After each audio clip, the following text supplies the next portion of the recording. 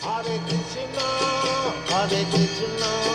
Krishna Krishna, Hare Hare, Hare Rama, Rama Rama, Hare Hare. Jai Shri Krishna Chaitanya Prabhu Nityananda Shri Advaita Gadadhara Shri Vasadi Gaura Bhaktivinoda Hare Krishna Krishna Krishna Hare Hare Hare Rama Rama Rama Hare Hare. So let us begin by expressing my great fortune and joy that I can visit you here tonight and spend a bit of time with you and share some thoughts and realizations with you all. Today, the topic is the power of forgiveness. And I dare say this is probably relevant for all of us, because I'm sure we all have been in this situation where somebody did something nasty to us, gave us some pain, right? And it was not so easy to forgive, to let go, right? Have we experienced this? Sometimes we keep these grudges for about 20 years. You know? 20 years later, we still remember what that person did and said. The other person already long forgot. They moved already on. But we still hang on to it, right? Also, very often we have this misconception.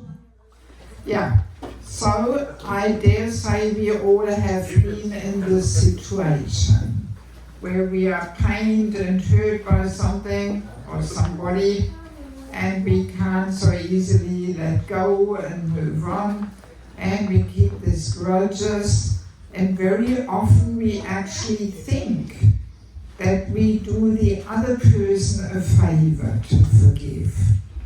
But actually, forgiving, to learn to forgive, we have to do it for our sake, not for the other person's sake. We will discover this tonight. Yeah. So these subtle topics like forgiveness, yesterday we were talking about false ego, tomorrow about envy. I really like to bring attention to them because they're just so subtle. And very often these subtle topics we miss and we don't identify them. Yes, so yeah, this topic of forgiveness, let us remember that a primary quality which is really important is actually humility, right? We all know Chenada Bhisumicena, so only if we are more humble than a blade of grass, we can actually chant. So this quality of humility, very, very important to cultivate. And there are secondary qualities to humility. How humility actually manifests in secondary qualities. What are they, for example? What's a secondary quality to humility? Service, compassion. Tolerance. Yes. A humble person will always be tolerant, whereas a proud person will never be tolerant. Right? What other qualities? Sacrifice. Huh? Sacrifice. Proud person can also sacrifice. Forgiveness, yes. Humble person will be forgiving. Proud person will never be forgiving. What else? Mercy. Cooperation. Cooperation, but more quality. Selfless. Selflessness, yes. Non-envious. Huh? Non-envious. non-envious. Non-envious, yeah. Compassion. Compassion. Well, what about gratitude and respect? Love. Right? Gratitude, respect, patience. Right? So a humble person will very naturally manifest these qualities, whereas a proud person will not manifest them. You know? So, yeah, we can quite easily say, oh look, I'm so humble, you know, but our actual humility will manifest in how tolerant, how forgiving, how patient and grateful we actually can be, so that we cannot fake for too long, right? Yes. So that's how it is all connected. There's the primary quality of humility, which manifests in secondary qualities such as tolerance, gratitude, forgiveness, you know, and patience, and like that. Yeah. So now I would like to share one nice statement from Bhaktivinoda Thakur about forgiveness. And this is from his book Chaitanya Shikshamrita. So listen carefully, he makes some interesting points there. He says, giving up the desire to punish a person for committing an offense, that is called forgiveness or tolerance. I read it one more time. Giving up the desire to punish somebody for hurting me, that is forgiveness. That's quite amazing, you know? That actually when we cannot forgive, we, in a subtle way, we want to maintain this desire to get back at them, to do something nasty back, to punish them in some way, some subtle way. Even if it never manifests, it doesn't matter. We hang on to these grudges and we want to retaliate, take revenge, right? One way of punishing a person is that we don't want to talk to them anymore, right? That we clearly send out the signal, you did something bad, punishment is I'm not going to talk to you anymore. Yeah. Yeah.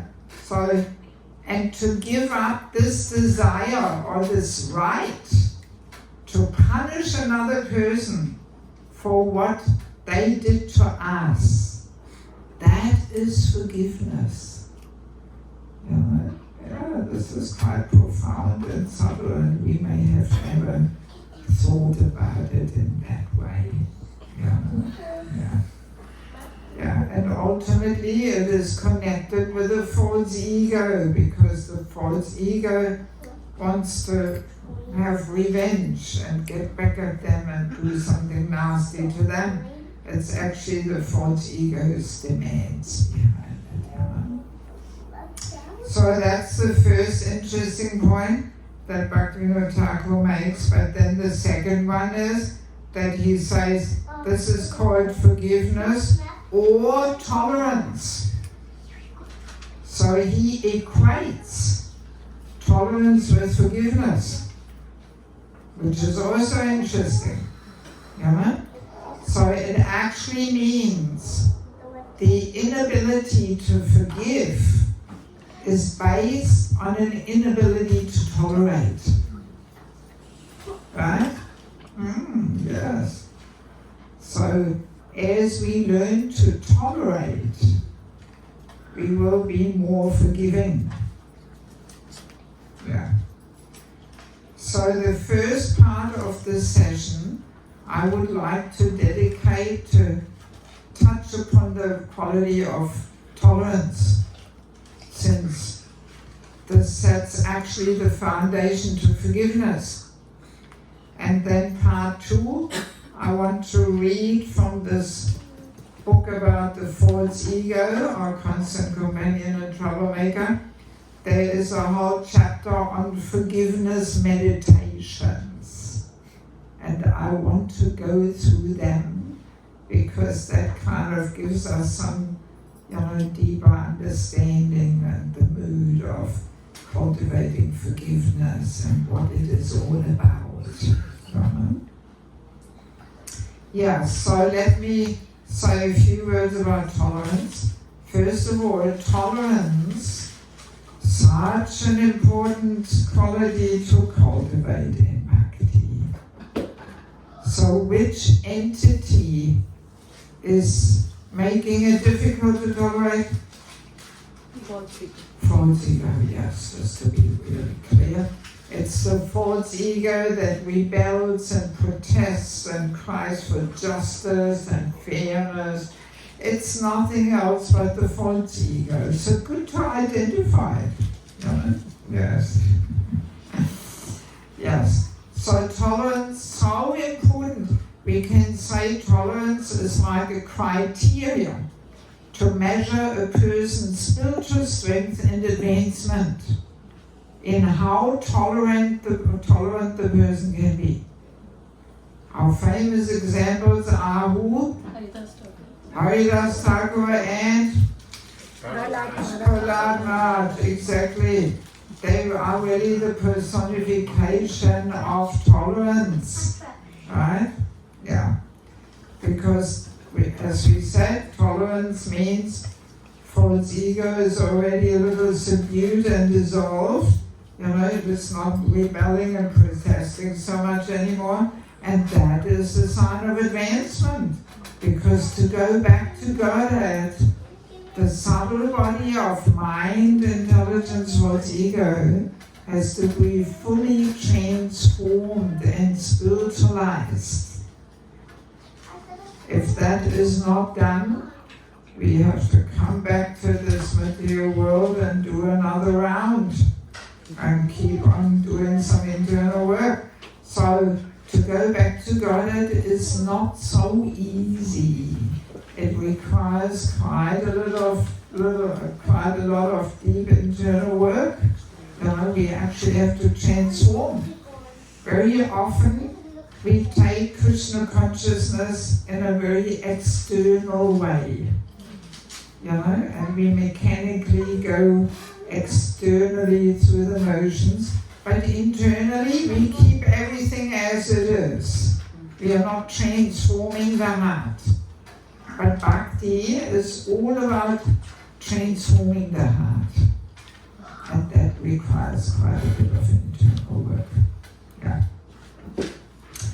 There is another interesting verse in Bhagavad Gita 269, which says what is day to the common person is night to the introspective sage. And what is day to the saintly person is night to everybody else. So it means that the world view of a materialist, of a spiritualist, are as different as day is from night. And this is a very important principle to deeply understand and always keep in the back of our mind. Because it basically means what is success in material life is most likely what on the path of bhakti? Failure, I would more say obstacle, hindrance, right? And what is success in bhakti will be seen as what? Failure, or maybe more weakness, right? Yes, being a loser. Yeah. So we have to be very mindful of this. Otherwise, very easily we invite all kinds of Kali Yuga ideas into our devotional life, and we think, well, this is progressive and cool and modern, let's also be like that. But then these elements may very well invite difficulties and obstacles into our spiritual practice. And the example of tolerance is a good example. The quality of tolerance is a good example of this, because in bhakti it is a high goal to achieve, it is success in bhakti, but for materialists it's weakness, right? What? You tolerate that? Forget it. I'm not going to tolerate that. Forget it. I walk out, I get divorced. Who am I to tolerate this nonsense? Yes. Yeah, so with mundane eyes, not to tolerate is success. To fight for your rights and stand up for yourself, that is seen as success. But in bhakti, no. That's actually the false ego's demands. So this is just so important.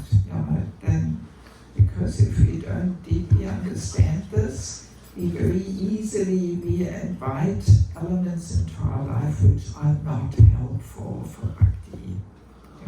So the stay night principle accompanies us throughout our whole life. Yes. So let me share one nice statement about tolerance from the Bhagavatam. This is 1st Canto, 18th chapter, verse 48. There it says, the devotees of the Lord are so forbearing, which means tolerant, that even though they are defamed, cheated, cursed, disturbed, neglected, or even killed, they are never inclined to avenge themselves. Wow, that's a pretty high level of tolerance, right? So when we are defamed, when our reputation is ruined, that's a challenge for the false ego, right? Because we are very attached to our reputation, our image. What is everybody thinking of us, right? Whenever this thought is coming up, this is the false ego whispering in our ear. What is everybody thinking of you now? My God, Yeah, the false ego is so concerned about that. So if our reputation is ruined unfairly by maybe just some rumors which didn't even happen or something, this is a big challenge for the false ego to tolerate that. Or when we are cheated, also challenging. False ego crying for justice, fairness. How can they do this with me? And so on. We want to get back at them, punish them, retaliate. Also when we are neglected or insulted, very painful for the false ego. There's one nice statement also in the 11th canto. Tolerance means to patiently endure unhappiness, such as that provoked by the insults or negligence of others. So to patiently endure this kind of unhappiness, which comes by being insulted, neglected by others. That's what it means to be tolerant. So, Of course, here it says, even when we are killed, there is also another instruction that when any of the 6 aggressors attack, we are allowed to kill that person actually. Maybe not according to the Canadian law, so we better be careful, otherwise we end up in prison. But according to Manu Samhita, So 6 aggressors is one who sets fire to the house, kidnaps the wife, gives poison, attacks with a deadly weapon. Occupied others' land. Yeah, stealing the land and plunders the riches. So that's the 6 aggressors, right? So there, according to Manu Samhita, that gives us the right to do something. Yeah. The actual Vaishnav etiquette says that a devotee should never defend themselves. We should defend others when they are badly treated, but we should not defend ourselves. Because when we defend ourselves, what do we defend? The false ego, nothing else. You know? And if everybody would follow that Vaishnava etiquette of defending others when they're badly treated, then there would be no need to defend ourselves, right? Surely somebody would step in and say something, right? But unfortunately, we all do the opposite of what we should be doing. We are very good in defending ourselves every day, verbally, answering back, no, it wasn't me, finding excuses, blaming others. This is a classic mechanism to defend our false ego by blaming others and blaming the external situations. Other people are like in marriage. Oh, this happens so often. That he blames her or she blames him. Everybody blames each other, and then nobody wants to do that internal work of working on themselves.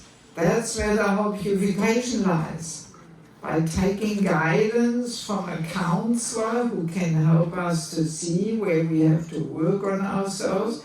Any marriage problem can be solved if we actually are willing to work on ourselves and accept guidance. But what do people do now? They're just blaming each other and argue, and then people separate,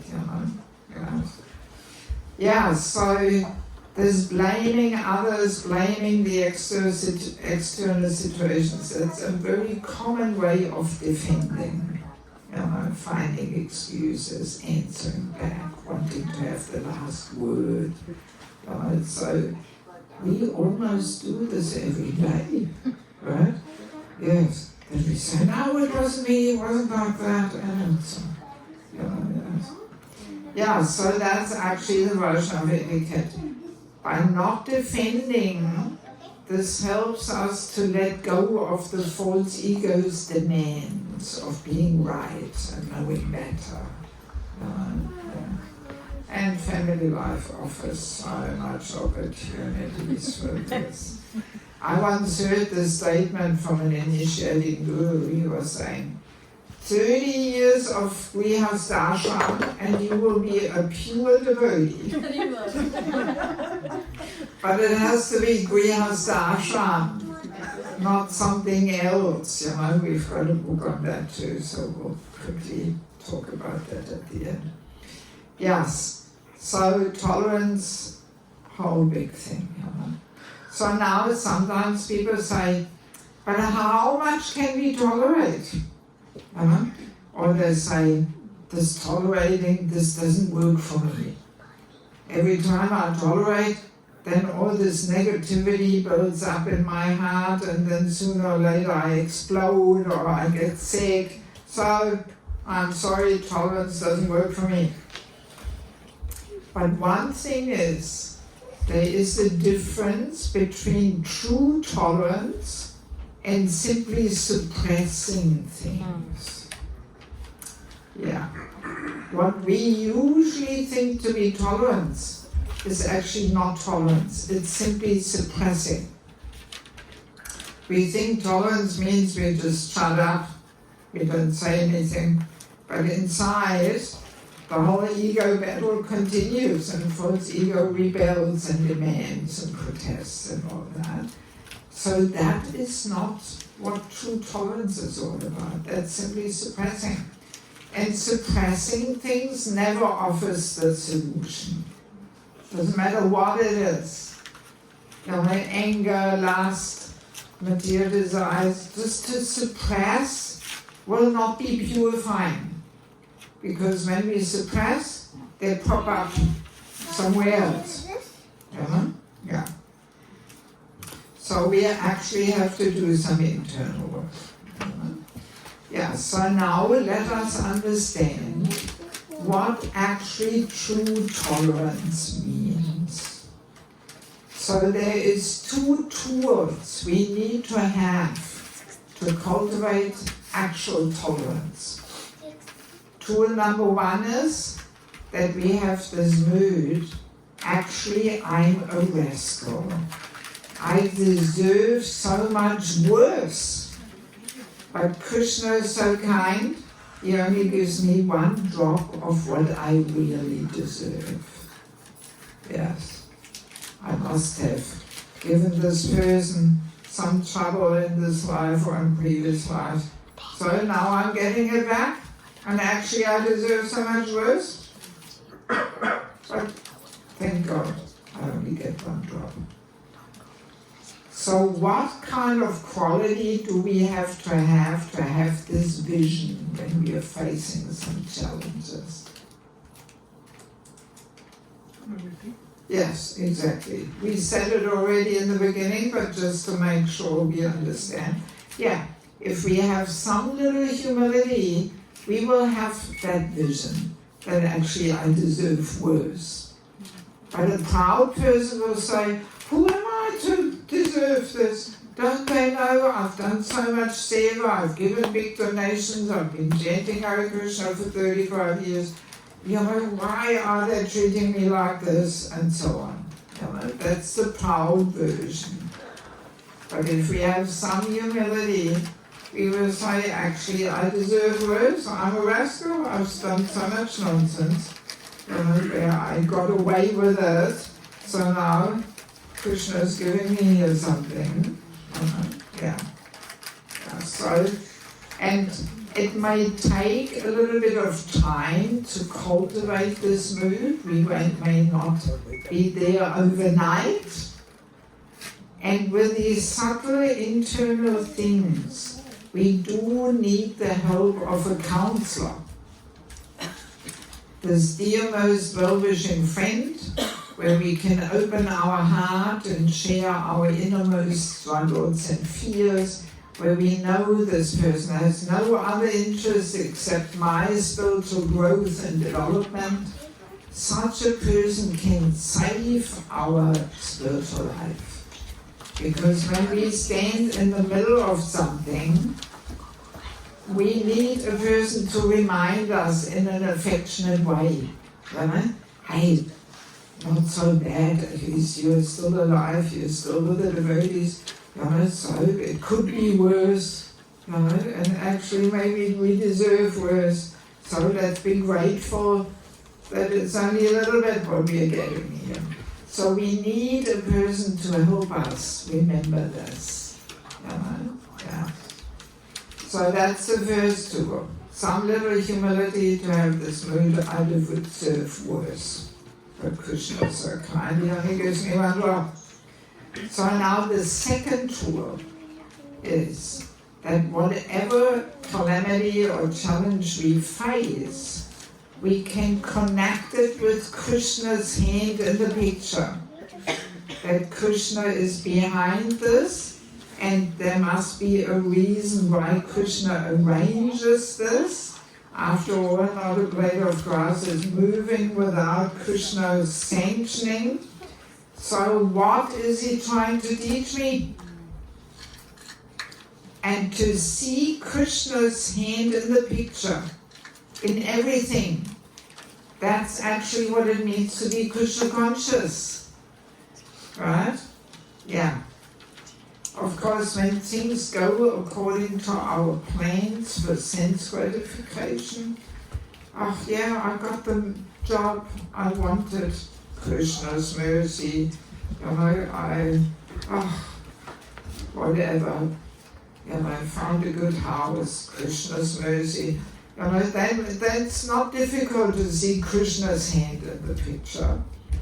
But when things go according to our plans for sense gratification, very often it's not Krishna's arrangement, but Maya also makes her arrangements too. Yes, yes. But when things don't go according to our hopes for enjoyment, that is usually Krishna's arrangement. Yes, yes. But we usually can't see it, you know? Because we attach to our plan and our joy and our sense enjoyment and all that. And if we don't get what we are hoping, very difficult to see Krishna's arrangement here, you know? Yes. But that's actually what it means to be Krishna conscious. You know? And sometimes we see that we may be practicing strictly 20, 30 years, doing our little puja every morning, but then Krishna sends some test, some challenge. And we can't even see Krishna in the picture. You know? Yes, I've observed it, and I thought, oh my God, this person has been so long around, had such good association, traveling with a guru and whatnot. But then something comes, and they can't see Krishna in the picture. So that just shows how it is not so easy to actually be Krishna conscious. You know, not only when things go well and rosy, but now when the challenges and the calamities come. You know. So now my question to you, what do we have to see Krishna's hand in the picture? Who can tell us that? What do we need to have? Faith. Exactly, good. Sometimes it takes quite a while for people to get it. Yes, faith, unflinching faith in Krishna. Yeah, that's when we can see Krishna's hand in the picture, no matter what, you know. And developing faith is another one of these really important topics. Again, Bhaktivinoda Thakur, he gives makes a nice statement. Why don't you come closer, sit on the carpet, don't sit on the floor here.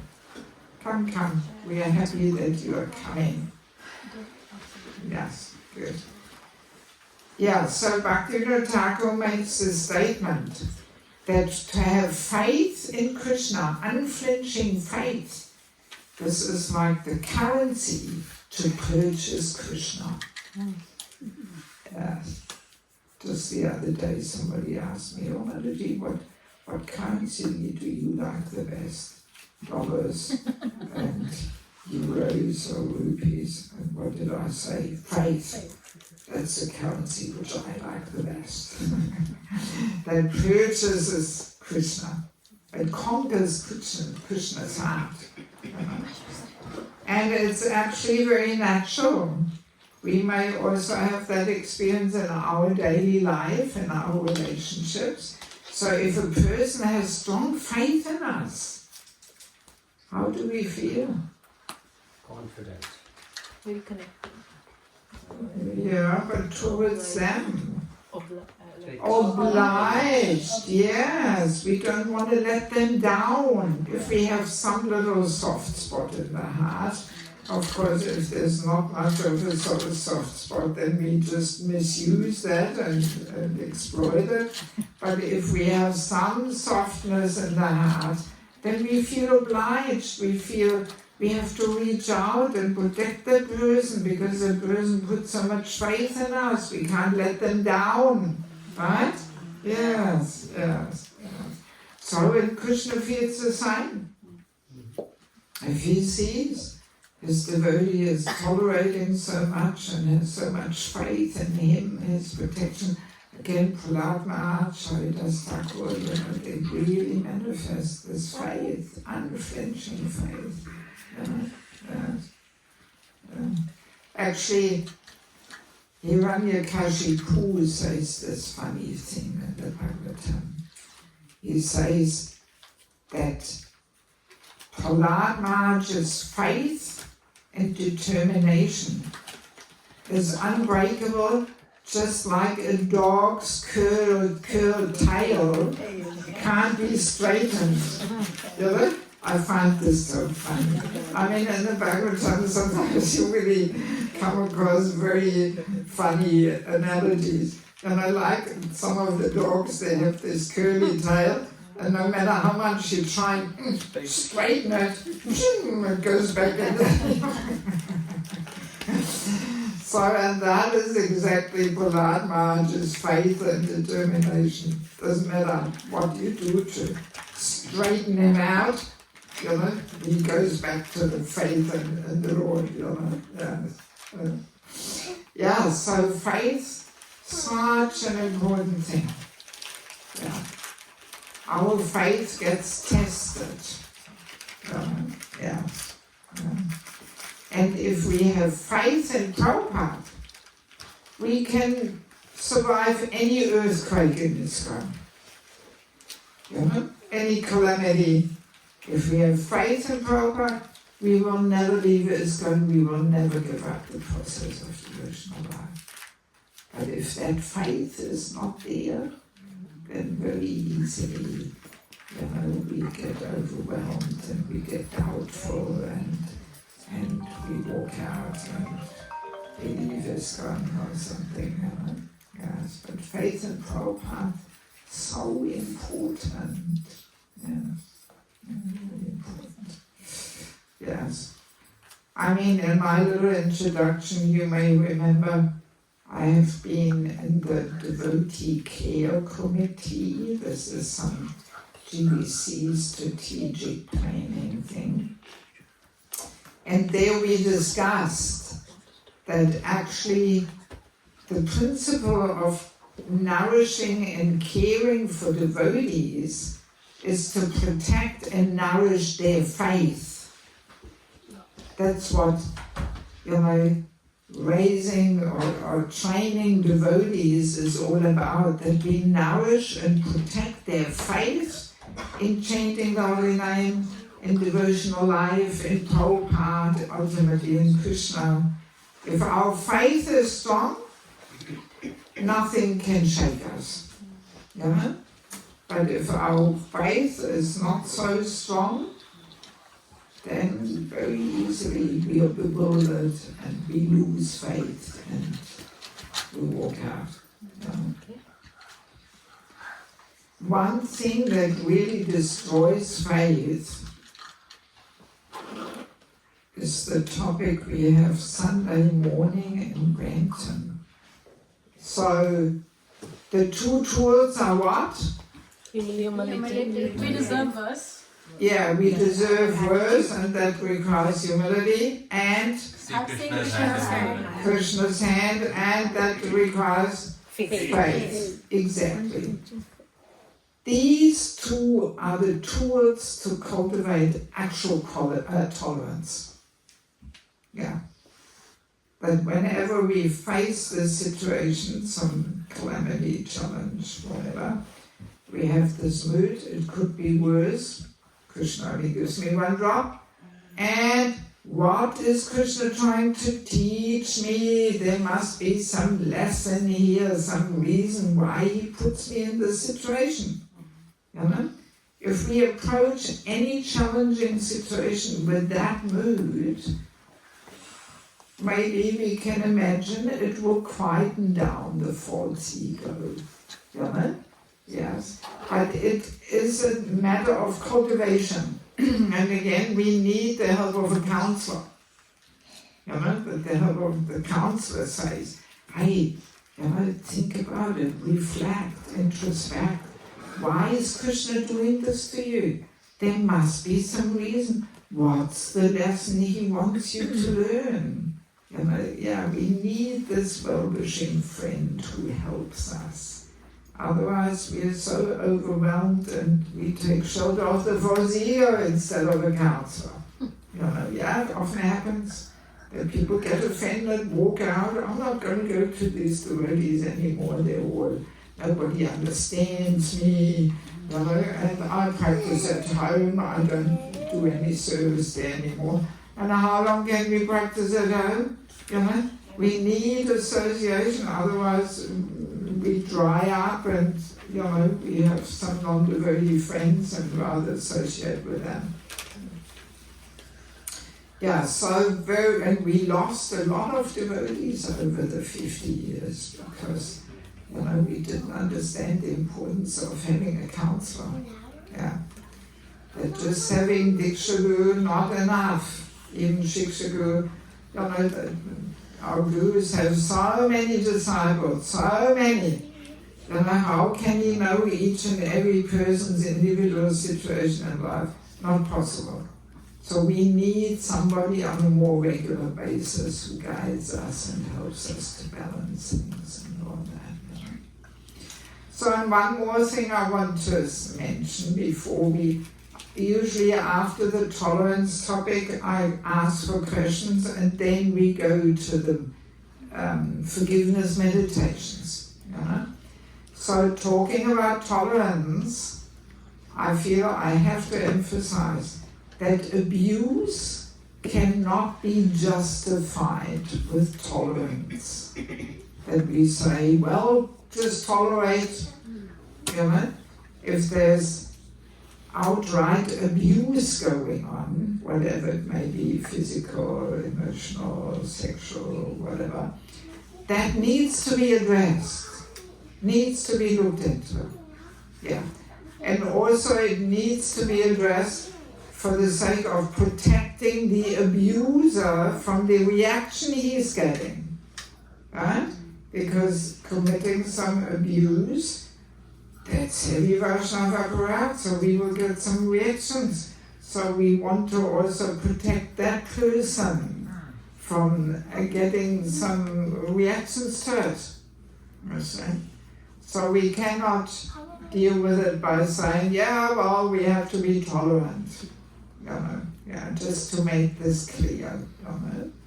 Yes, because, yeah. And again, best way, I mean, if a person is in a situation where they're abused, you actually can't really defend yourself.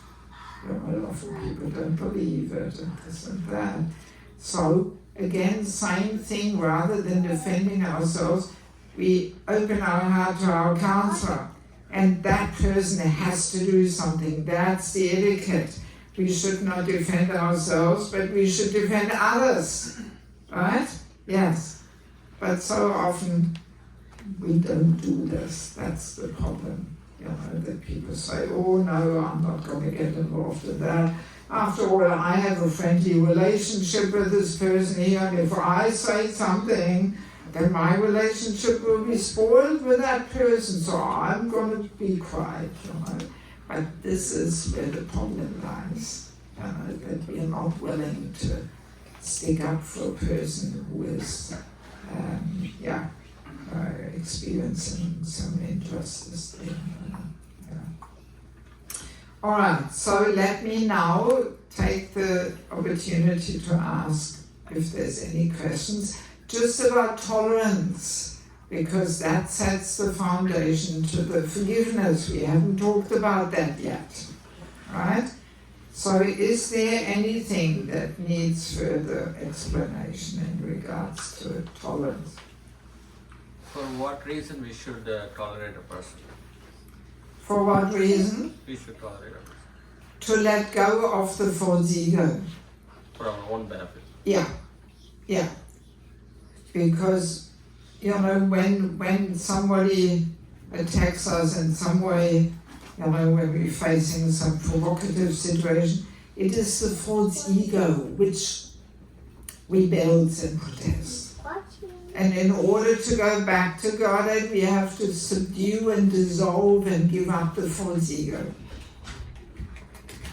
So, and all these daily situations we are facing in family life and wherever, or amongst the devotees, see, that's why cooperation is so important, to cooperate with others, you know?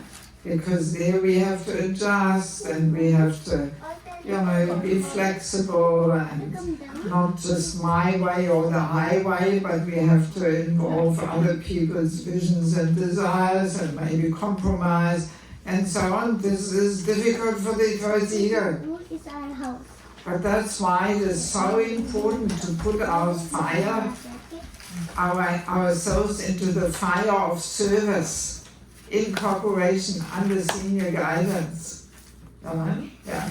It's quite easy to sit in your home and do some little saver there on internet website or something, and think, oh yeah, I'm so advanced. And no, the true challenge comes when we have to cooperate. Yes, isn't it? Interact with company. Yes. So that's, where we get so much more purification. Yeah. What else? You had something in the back there. Hare Krishna Mataji.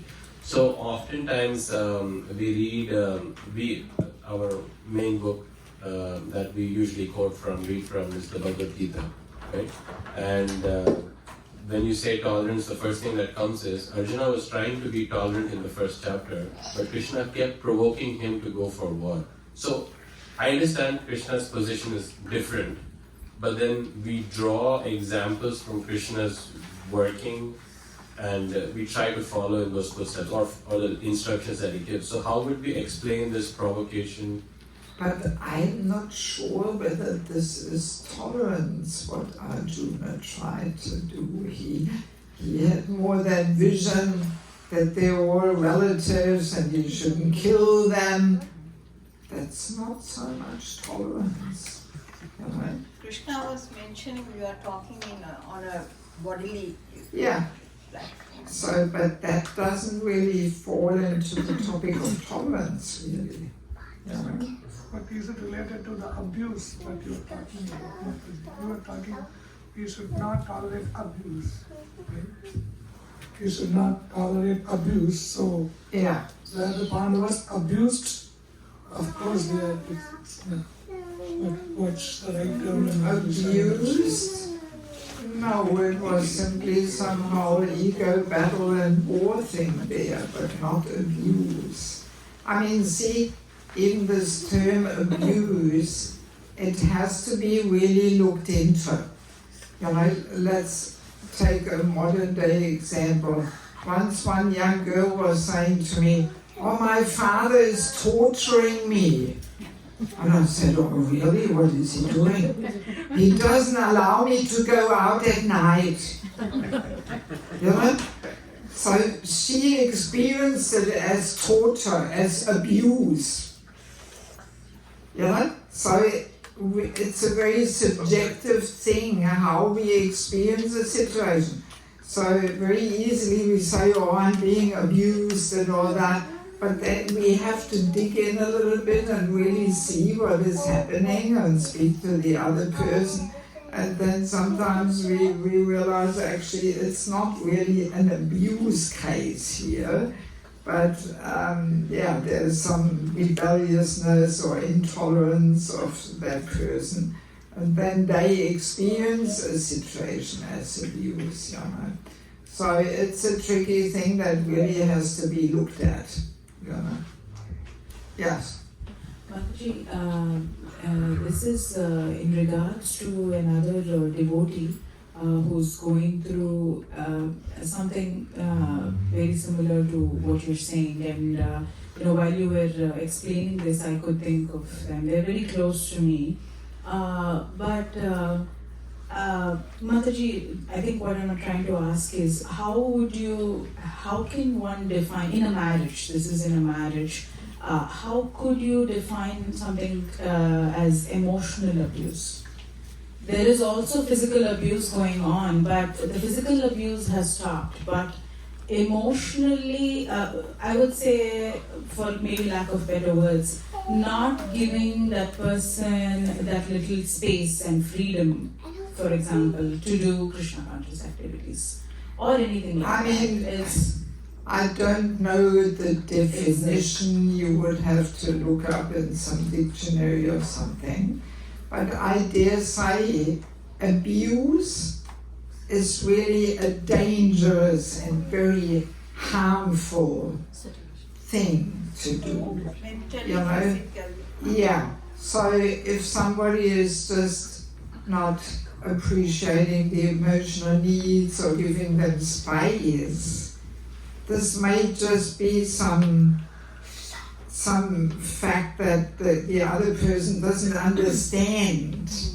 I wouldn't call that abuse. Abuse is more willfully using another person for your own enjoyment, and there is more conscious, exploitative, harmful, you know, but just not satisfying a person's emotional needs. Yeah, no, this requires some training and education. I wouldn't say, I wouldn't say that this falls into abuse. You know, that's why I'm saying we have to be very careful in using this term, because very often we throw these terms around. Oh, I'm abused. Or now you hear this expression, this relationship is toxic. You know? Toxic relationship. Well, sometimes, sorry to say, maybe we add also a bit of toxins into the relationship, you know? And it's again some blaming thing, or I'm the poor victim, you know? But there's always, you know, other people, let's understand that other people reflect our behavior. They act like a mirror to ourselves, you know? So that's again why this marriage is so purifying. Because if we are a little Krishna conscious, we ask ourselves, what am I doing wrong that my counterpart is treating me like this? You know, for both, husband and wife. You know, or even amongst friends, we should ask ourselves, what do I have to change in my behavior so that others treat me more nicely, you know? So rather than, oh, this is toxic and all this, you know. So that there are subtle ways of defending ourselves. Oh, everything is fine with me, poor me, I'm in this toxic relationship, you know? Lack of understanding each other. Yeah. And also, let's understand this, that whatever situation we face is actually a result of our own desires and activities. You know, we have to accept responsibility here for it. You know, we cooked some porridge there together for ourselves. I'm getting hot here, such hot topics. So, yeah, we cooked the porridge for ourselves here. You know, and it's a result of our desires, our activities, you know, yeah, and now we have to deal with it and be responsible and not just play the poor victim or something, you know, yeah. Okay, Guru. Hare Krishna, Mati. For tolerance, you mentioned a very important tool is faith in Krishna. In this Kali Yuga, how do you suggest one should develop that faith where that tolerance comes very natural? Adding to that question, Well, can I add something to that Yeah. too? Because I also had the same question. So you said that we have to have that faith in Krishna. If we are going to be a victim or something, we should understand that Krishna is giving us something, and we need to have that faith that He's doing something better for us. How do we measure that faith, or how do we know that we have that faith? Well, the faith is there if we actually can see Krishna's hand in the picture. And if we can introspect and say, yes, well, Krishna is trying to teach me this and this lesson. You know? Yeah. So, and he means well with me actually, you know, because as a devotee, any calamity we can turn around into a golden opportunity to take more shelter of Krishna. That's why Queen Kunti prays for the calamities to come again and again. You know? But that requires faith to actually take more seriously shelter of Krishna. You know? If we don't have faith in Krishna, we get angry with Krishna. Oh, why is Krishna doing this? I've been chanting the holy name for so many years, given so big donations. What is this? Maybe Krishna doesn't exist. No, so then we don't have faith. You know? But yeah, to see Krishna's hand in the picture and more tightly take shelter of Krishna. That's the essence of all challenges and calamities, that we hopelessly cry out to Krishna. Because we are meant to chant like that. That's like we are meant to chant the holy name, that we cry out to Krishna like a child crying in helplessness for his mother. And just to help us feel helpless. That's why Krishna sends calamities and challenges. You know, just so we more helplessly turn to him. You know. What was your question for you? Maji, my question was like from a neophyte angle, like not a devotees. Of course, devotees always have the faith. Well, no. Okay, but I'm not talking about devotees, I'm talking about neophytes who have no knowledge about Krishna consciousness and they're not very close to what devotees are experiencing. What would you suggest to these neophytes? How do they cultivate that faith in Krishna? Well, if they don't know anything about Krishna, you know, how can they have faith in Krishna? So it all starts with hearing, it starts with associating. You know, we have to associate with people who have faith, and we have to hear, we have to get some education, you know, and then gradually the faith grows. Because as we make one step towards Krishna, Krishna makes 10 steps to us. He actually reveals himself a little, you know? And that nourishes our faith that yes, Krishna is there. And he makes very specific arrangements just for me personally to teach me something or save me in certain situations or whatever. You know, but we have to, you know, make a few steps towards him, and that comes through association and hearing. You know. Yeah. But yeah, just to express this one more time, it's not that, oh yeah, devotees of course have that faith. No, that's what I was saying. That I've seen devotees after 20, 30 years of Brahman initiation doing a little puja, and then something happens and they can't see Krishna in the picture at all. Yes, I've seen it. Not at all. They just get all worked up and, you know, they take shelter of their Vorsiga. So what happens to them? Why they are not able to do it? They are doing everything correct. They are doing all the regulative because it's all pretty, yeah, see, but it's all can be done in a pretty external way. Even the chanting. I mean, I do conduct holy name retreats. My very favorite one is in ISKCON Stouffville. Anybody of you has been to ISKCON? Oh, quite a few, but not everybody. So I take a whole group in a bus from Mayapur to ISKCON over Christmas, 23rd to 27th of December. I've already booked the whole ISKCON temple there, this guest house and all the rooms they have. I do it every year for the last 15 years or something. So how do we join that? Well, I have a website, theholynameretreat.net. Or if you Google ISKCON Devaki, I'm sure you'll find it. theholynameretreat.net. And there's all the information, there's a registration link. All you have to do is register and be in time in Mayapur. And there you will experience, maybe, some little glimpse, what actually chanting the holy name means. What we do, you can hardly call it chanting the holy name. It's a whole big topic. Mechanical chanting.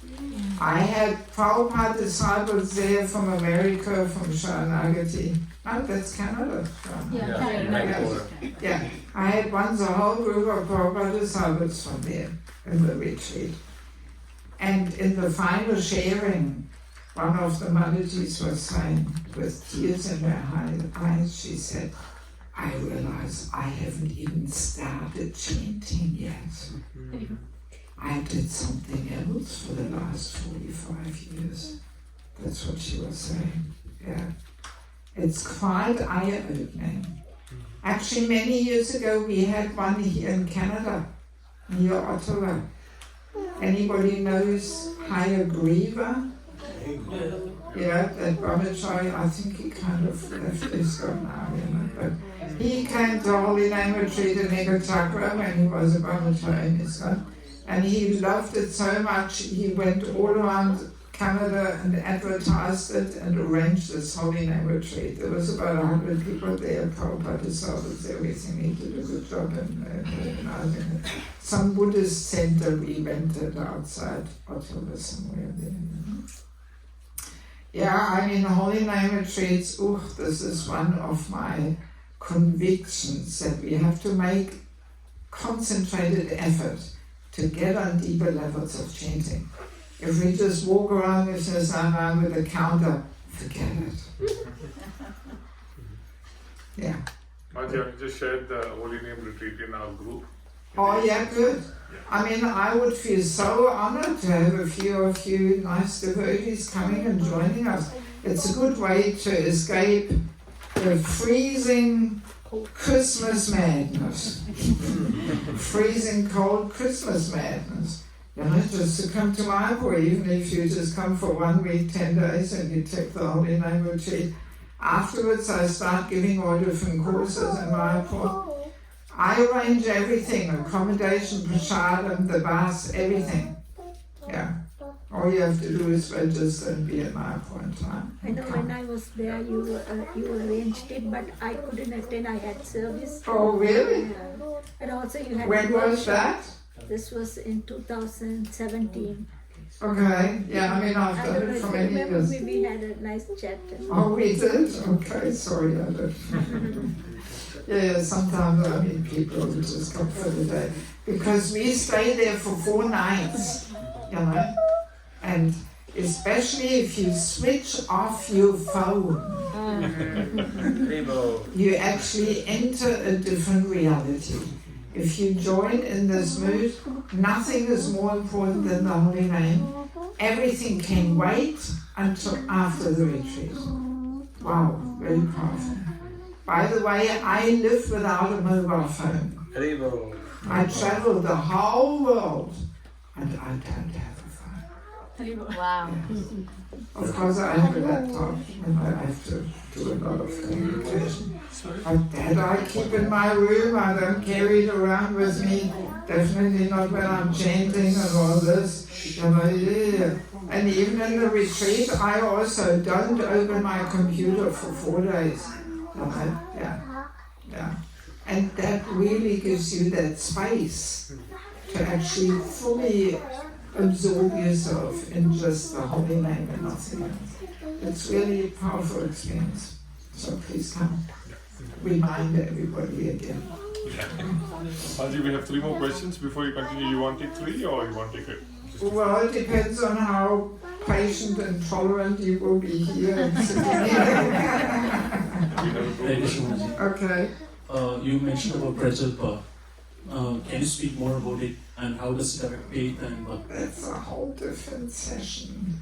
It's on Sunday in Brampton. Oh. Yeah, they come to Brampton on Sunday. We have to drive an hour, so we have to be greedy to find out what the job is all about. What else? What was Hare Krishna. Yeah. I have a question. You talking about relationships, and the example you given were between husband and wife in a family environment. But I have a different scenario. This is a relationship between a mother and a son. Okay. So mother is all forgiving, but the son is not willing to take part in that. So what is the way to go about? How do we address this? Well, we haven't talked about forgiveness yet. Okay, I'll ask the question in the end then. Is that how it is? Yeah. I mean, also these principles are there in any relationships. You know, whether it's husband, wife, mother, son, father, daughter, doesn't matter, friends. The principles are always the same. You know? Yeah. But I guess marriage relationships, or even in general family relationships, may be even more purifying because there's that emotional element also there, you know, which gives it, which makes it more challenging to keep them harmonious and forgive and let go of the false ego and so on. You mentioned that in order for us to not listen to our ego and not leave the association of devotees, we must seek the shelter of a counselor. Yeah. But prior to that, I don't know, I've read somewhere that it's good that you give yourself space so that you understand what's going on before you actually approach some sort of a guide to get out of the situation. So when you're trying to get yourself some space and then someone just comes and, you know, cuts off that situation. No. See, a counselor will not just come in and do something. But see, the problem is that as long as we have material desires and attachments, which I think we all have, we actually can't objectively assess ourselves. That's the topic. We can't see. So that's why we need a counselor. And actually, by the way, this book is all about it, sheltering relationships. Yeah, there's a whole chapter, what qualities a counselor have to have, so we know what we look for, and so on. So a counselor has to be a mature devotee who knows how to deal with people, not just cutting them off and taking their space or something. So you don't suggest that we introspect before we actually reach a counselor? No, introspection should always be there. Yeah, so the but the problem is that the false ego covers our ears, covers our intelligence, we can't hear, we can't understand, you know? And as we introspect, especially in a more beginning stage, that's when we need the help of a counselor. You know? He helps us to actually introspect. Because very easily we think we are introspecting, but we are just giving in to the false ego's demands. You know? Yeah. I mean, even Bharat Maharaj in the Bhagavatam, his problem was he didn't have a counselor. You know? He was all alone there in the forest, and it all started with good intentions. He wanted to save the poor deer. He was on the level of bhava, transcendental emotions. And even in that level, these transcendental emotions can turn back into material attachments. So that should be a warning for us, no matter on which platform of advancement we may be. You know, we need this well-wishing friend. He didn't have that person who says, hey, it's not now with the deer. Let the deer be deer and get back to your sadhana. You know? Yes, he didn't have that person. So when you read the story, he really got carried away, sleeping with the deer on his chest, embracing, kissing it. My goodness, you know. You think, what the hell happened to him, you know? Yes. Yeah, so that should be a good warning, you know, how important a counselor is. But the person has to be qualified and know how to deal with people and not spoon-feed people with solutions, but just helping them to see things from different angles and then make their own decision.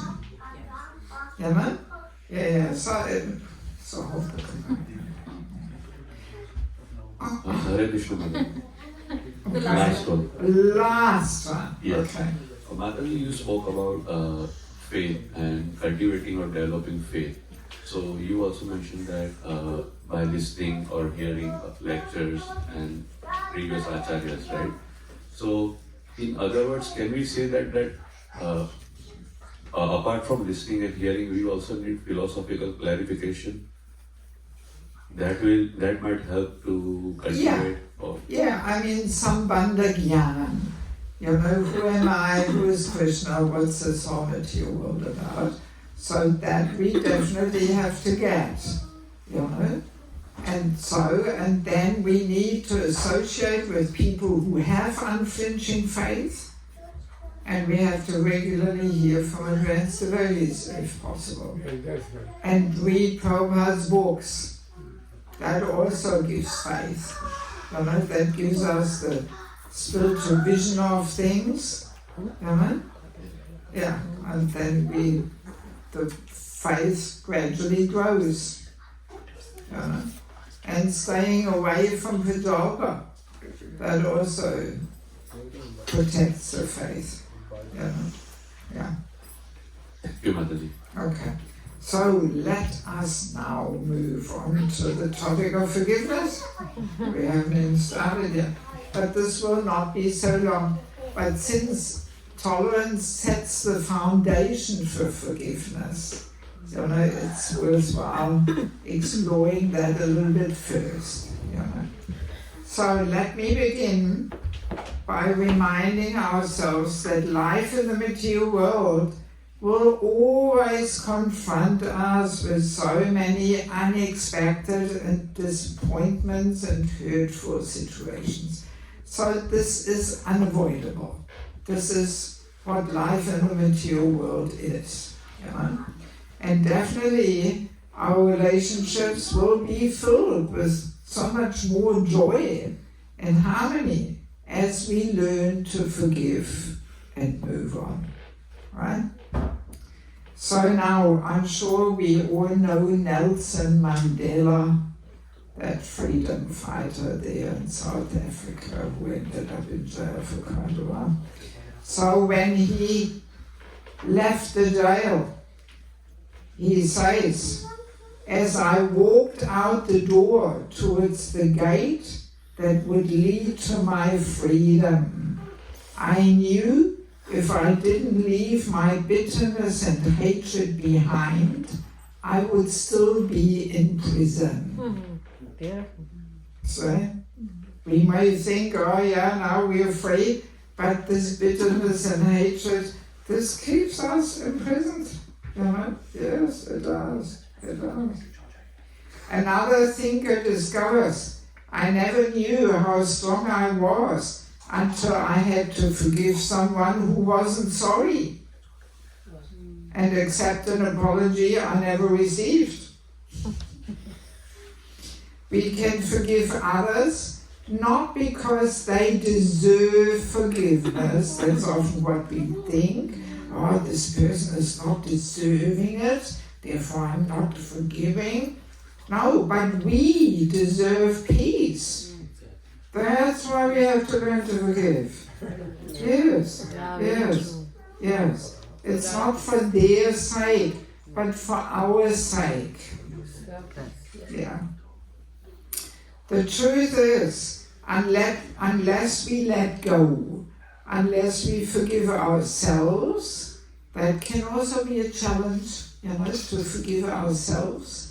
We may have done a real blunder, a foolish mistake, which ruined our whole reputation.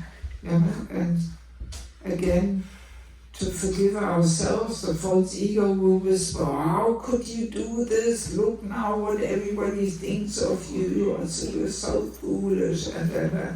But again, we can use these two tools. Krishna is so kind, he only gave us one drop of what we really deserve. You know, at least we're still alive, we're still with the devotees, hopefully. And what is Krishna trying to teach me? Maybe he wanted to smash my false ego and make me understand I'm not so pure and advanced as I thought, or whatever. You know, so then that helps us to forgive ourselves too, right? That vision. So, unless we forgive ourselves, unless we forgive the situation and others around us, unless we realize the situation is over. We cannot move forward. Yes. You know, it's done. It's in the past. It's over. You know, we can't change it anymore. So let's just let go of it and move on. It's done. You know. Yeah, so often people, they can't forgive themselves also, you know. Forgiveness is not only something we do for other people, we also do it for ourselves to get well and move on. Forgiveness doesn't excuse their behavior. That's also a common misconception, that if I'm forgiving, then this person is excused. Not necessarily, but it prevents their behavior from destroying our heart. That's what forgiveness does, right? Yes, yes. We let go of this negative bond which binds us to them, and therefore, you know, we cut that, and that protects our heart from being destroyed by that person's negative energy, you know. Yeah. Maybe it is not always about trying to fix something broken. Maybe it's about starting over and creating something better. Forgiveness is when I give up my right to hurt you for hurting me. That's what Bhaktisiddhanta says. It is not about letting someone off the hook. No, it's not for their actions. But freeing ourselves of negative energies that bind us to them. That's what forgiveness is, right? Yes. Forgiving does not erase the bitter past. A healed memory is not a deleted memory. Sometimes we say forget and forgive, right? But no, we don't forget. Oh, we better don't forget, because otherwise very easily we would allow the same thing to happen again. We remember, but we remember with a different mood. We remember without pain, without this hurtful feeling. Only then we actually have forgiven. If we remember something still with some pain, we haven't quite forgiven yet. So we actually change the memory of that incident. You know, that we look back and maybe we can smile or even laugh about it. Oh yeah, I remember what happened. You know, but there's no hurtful feeling and pain and bitterness anymore. We let go of this. We let go. You know. Then we have forgiven. So that's also pretty subtle, you know. We may think we have forgiven somebody, but well, we can test. Is our heart really free of that bitterness and pain, you know? Or is there still something there? So it may take quite a bit of time, you know, but we have to let go. We have to let go. Yeah, so a healed memory is not a deleted memory. Instead, forgiving what we cannot forget creates a new way to remember, without pain, without bitterness. You know? Maybe with a smile and laugh. Yeah, okay. You know? Relationships get stronger when both are willing to understand mistakes and forgive each other. We can offer a prayer. My dear Lord, if I hurt others, give me the strength to apologize. If people hurt me, give me the strength to forgive. So what is more difficult, forgiving or apologizing?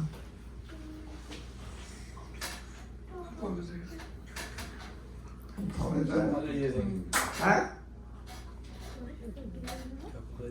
Which is harder. Apologizing or forgiving. Forgiving. Yeah. But if you are able to forgive, then apologize, then you are able to forgive also, like you're able to forgive too. And also you said we forgive for the sake of ourselves, but as we grow in our spiritual advancement, we should think about the other person who's hurting us as well, right? For their benefit also, like a great. Yeah, but I'm not sure how much that person actually really benefits by us forgiving. Right? Because they may already have forgotten and moved on. It doesn't affect them anymore. But we are the ones who are hanging on to it. Yeah. Yes. So it takes a strong person to say sorry, and an even stronger person to forgive, because forgiving is more internal work, really. And often we also say, oh yeah, I'm sorry, but it's just the lip service, and deep inside we still think it's all the other person's fault. Forgive and forget, that's all. Huh? Forgive and forget. No, not forget. We should remember, because very often we also in some ways contribute that certain painful situations can happen.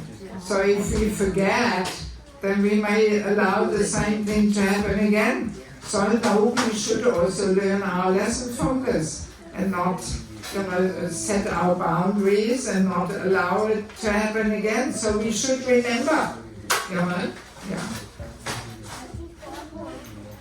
To forgive is not always easy. At times it feels more painful than the wound we suffered to give the one that inflicted it. And yet, there is no peace without forgiveness. When we forgive, we heal. When we let go, we grow. Forgiveness is about recognizing that staying resentful creates an action. I don't like this private talking. Forgiveness is about recognizing that staying resentful creates an active echo of the pain the offender caused. That's also a good way of seeing it. It creates an active echo.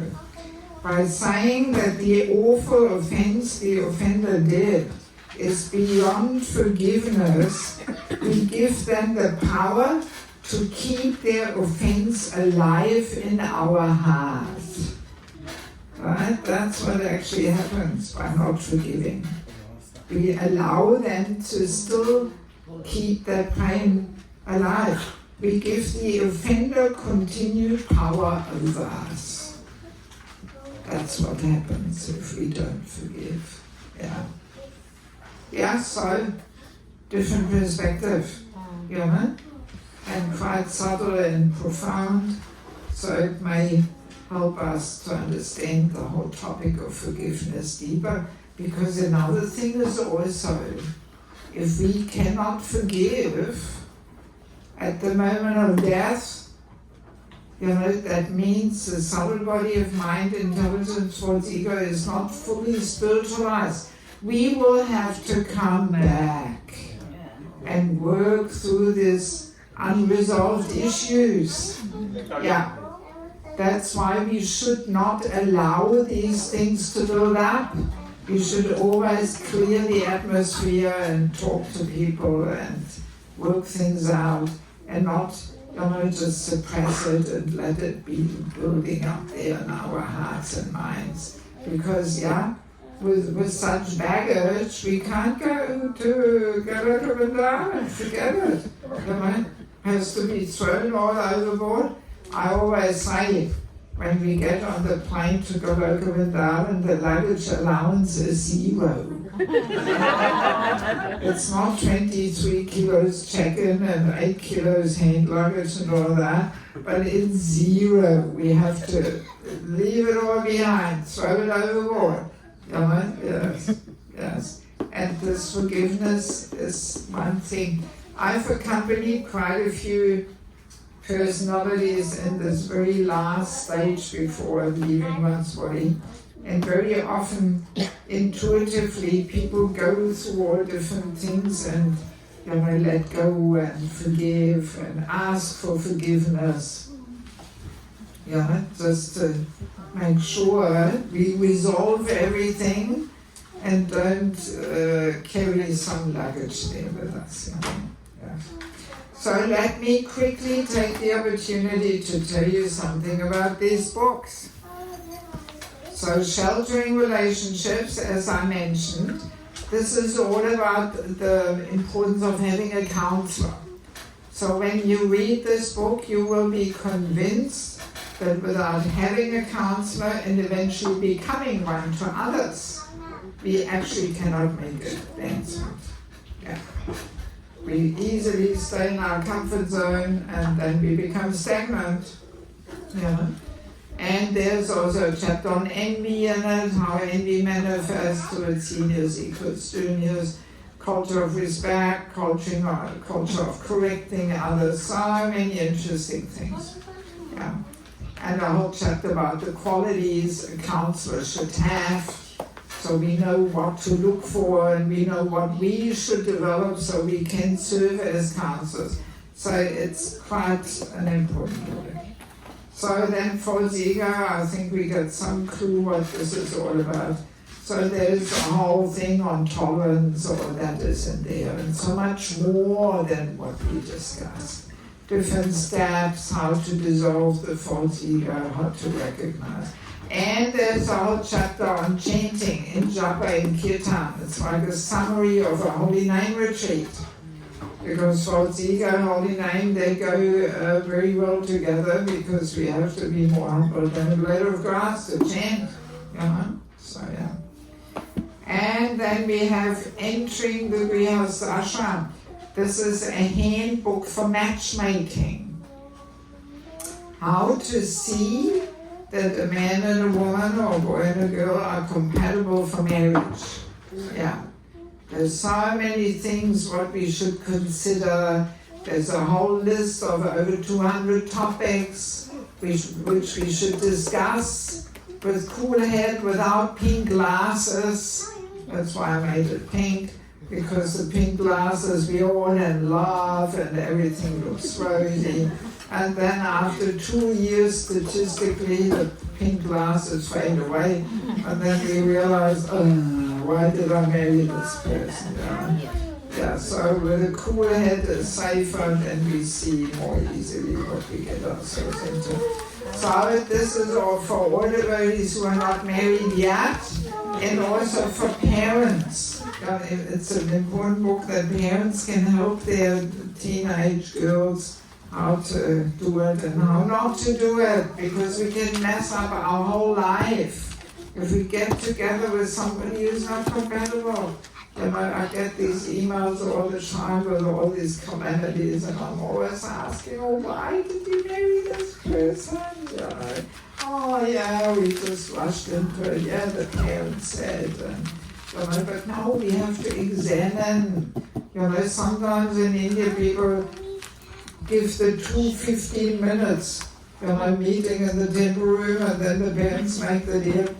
Even when you buy a computer, you spend more than 15 minutes, isn't it? Looking at this model, that model, what do I need, what's important to me, no, I don't want that. You can't rush into it. What to speak of marriage? It's such an important topic, Because divorce rate is going up also in Indian families now, and often it's connected with not being compatible, not being on the same page. And then we have family life as an ashram, secrets of success. How to create the culture of bhakti in our home. It's easily said that yes, Krishna is in the center. But what does it practically mean that Krishna is in the center? It's a whole thing. And if the children grow into the culture, then they become very naturally devotees. But if it's more some Western American lifestyle, then when kids are 15, 16, they walk out, they don't want to, oh, you must do this, you cannot do that. No, it has to be joyfully and practically lived. And in this book is a whole chapter on physical intimacy in marriage. How to live this principle of notice, etc. There's a bit of confusion. People are often puzzled how to make things work. Nobody talks about it. So I did some research. I came across interesting episodes with Prabhupada where he says things which most of us have not heard. And that adds a whole different perspective to it. Also very useful for newly married people, if you have grown-up children who just got married or something. It's like a handbook for Krishna-conscious, successful married life. Should be in every household. So many things in there. How he should treat her, like she should treat him. Duties, roles, what is simply living. So many things. And last but not least, the Vanaprastha. Prabhu, you just came back in time to hear about the Vanaprastha. Yes, this is a topic which nobody even talks or plans for it, Yes, it's not established. I call it the forgotten ashram. Yes. So Vanaprastha. So Vanaprastha is that stage in life when we are around 50, either the kids are established in life, or even if there's no kids, even if there's no husband, no wife, still how to live this last phase in life, to deepen our relationship with the Lord so we can meet Krishna death with joy. That's what it's all about. Yeah. Bhagavatam is full of very clear instructions about Vanaprastha, and yet nobody even plans for it. This is my point, that we need this complementary literature. Like Prabhupada's books are the law books, but often the law books are a little complex, and people don't even understand how to live according to the law. So I'm trying to make Prabhupada's books practically accessible to people and give that complementary literature so they understand how to live according to the law. And Vanaprastha is a good example because it's all there, but nobody even has a clear understanding about it. And meeting death with joy, whole big chapter on death. What happens there? Very fascinating topic. How to prepare, how to support others. I've accompanied quite a few people in this final phase. Yes. There's a lot of things we have to know. Many people gave me this feedback, I wish I had read this book before my mother passed away, then I would have been more equipped and I would have known what to do and what better not to do. All we know is tulsi leaf and ganga water, but there's so many more things we have to know. Yeah. Hare Krishna, Krishna Krishna, Hare Hare, Hare Rama,